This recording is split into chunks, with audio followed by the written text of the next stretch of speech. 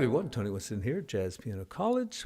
Going to do a song by Harold Arlen from The Wizard of Oz called If I Only Had a Brain. Listen to Harry Connick's version. This was recorded when he was 20 years old. Whatever happened to Harry Connick anyway?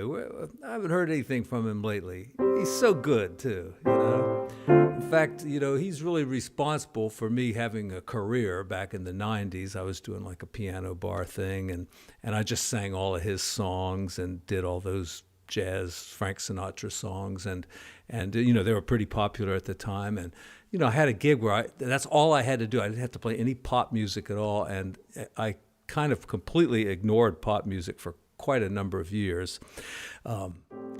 Anyway, I'm going to cover this song, and one thing I'm going to talk about is, it's in key of F, and I've talked so many times about how to go from the 3 chord to the flat 3 chord, which could be a diminished chord, and then the 2 chord, and from that diminished chord, according to Barry Harris, there's lots of really cool ways to get down there. That was with the E, and then this one's with the D flat. But Harry has a different way of doing it here, and it's not even really part of the song to go down through those chords, but he uses this. He goes like A minor, and usually it's kind of this mu chord, so it's got the F in it there, like that. We call that a mu, M-U chord. And he goes down to a major 7th, and puts that beautiful sharp 11 up on top. So the chord is A flat, major 7th, could add a 9, and the sharp 11. And the other allowable note is the 13 up there. So that's the chord. And I could not find a chart for this in my usual fake books, but I'm sure there's one out there someplace, and if I can find it, I will put it up there above my head, and if I can't find it, I will write one. And I did sketch out what Harry Connick plays in the very beginning, because it's really beautiful, and here it is.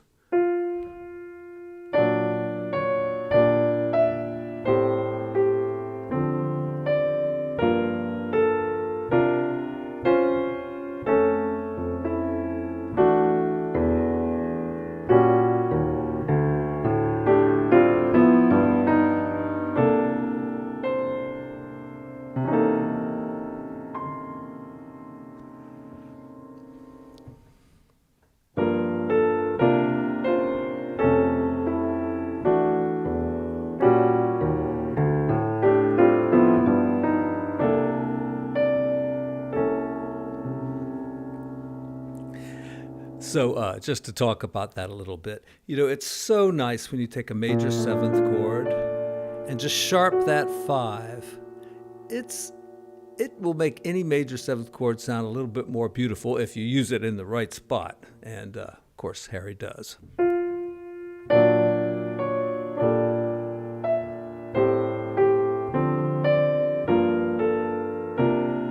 And here, I think... So it is a suspended chord with a flat 9 and a little rootless voicing you could use there for the same chord. Would be that rootless voicing, which of course we could use for E flat, G minor, 7 flat 5, A altered. Anyway, it's that chord. And then it gets to the F, right? Now how can we make that F more beautiful? That's right. And it kind of comes from this thing that Barry Harris talks about a lot too.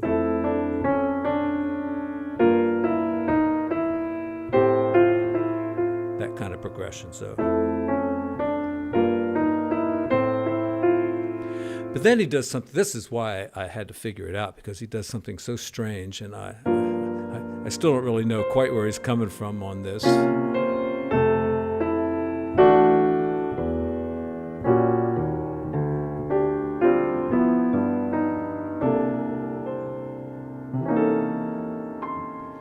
So,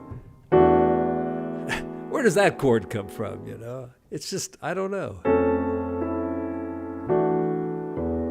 He's working his way down, obviously, from F to E, then to E flat, and then like a D,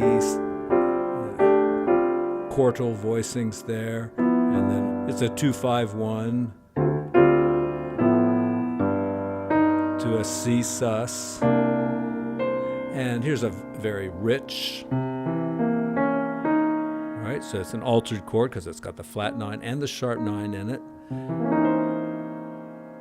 But if it has that 13 in there, it's not a true altered chord. It would have to have a flat 13, so we'll just call this a mixture. And then the song begins, and he uses the mu chord a lot here. I would while away the hours, conferring with the flowers, consulting with the rain.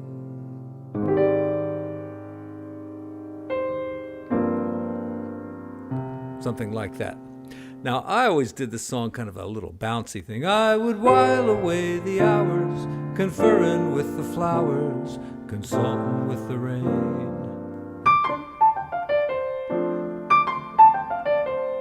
All right, and if you're of a certain age, you might remember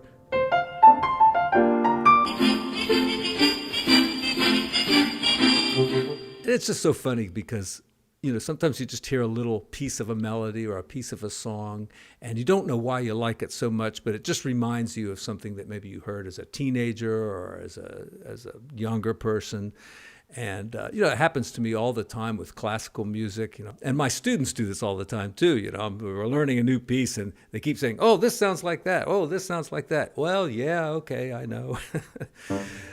But anyway, it's good to make those connections, and sometimes that's why music, you know, has a kind of a deep impact on us. We don't even know why. So I'm not going to go through the whole chart, but you know, it's basically those kind of chords.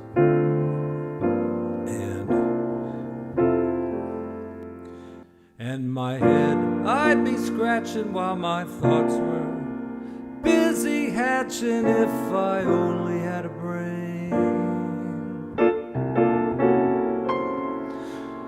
The words are cute too. I'd unravel any riddle for any individual in trouble or in pain.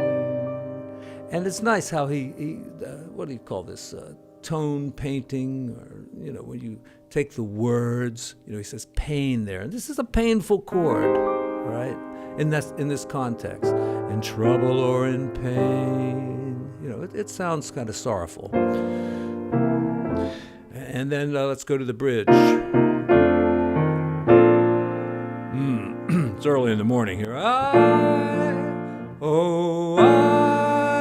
can tell you why the ocean is near the shore. I'd think of things I never thought before, and then I'd sit and think some more. I wouldn't be a nothing, my head all full of stuffing, my heart all full of pain. Oh, and that note, you know, it's, yeah.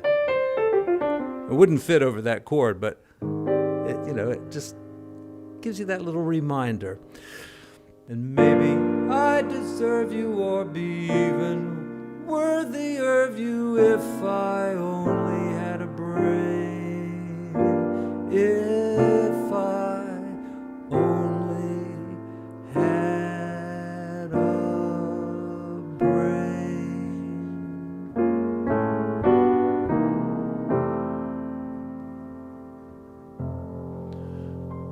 Okay, one little thing too that he does, you know, it's a little dangerous thing to do for a vocalist, but he sings, I would while away the hours, right? That's the melody, and he plays a minor ninth. So it's, you know, it's got that dissonance right there between the piano and the voice.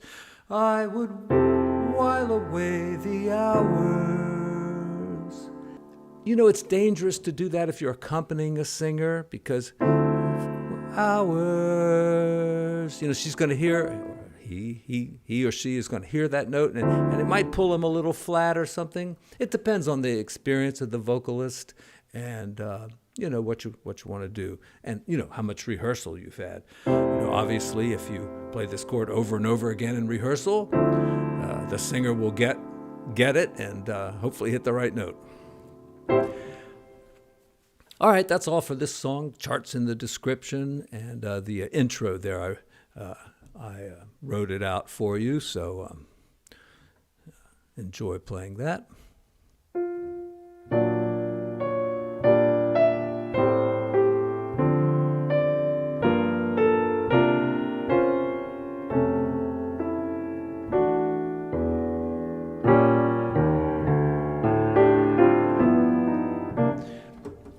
Listen to that one more time.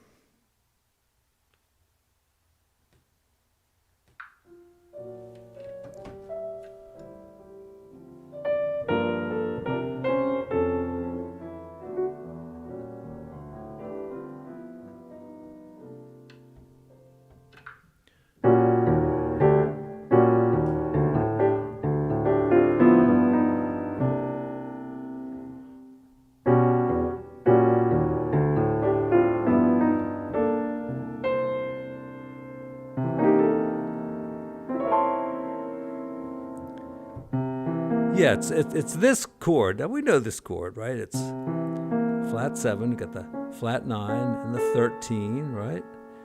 You know, comes from that.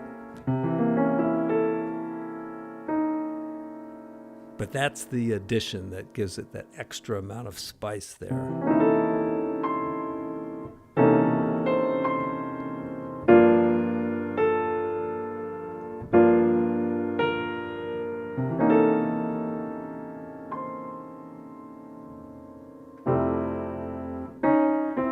You know, and those two notes will move to that probably. Okay, that's enough on this song.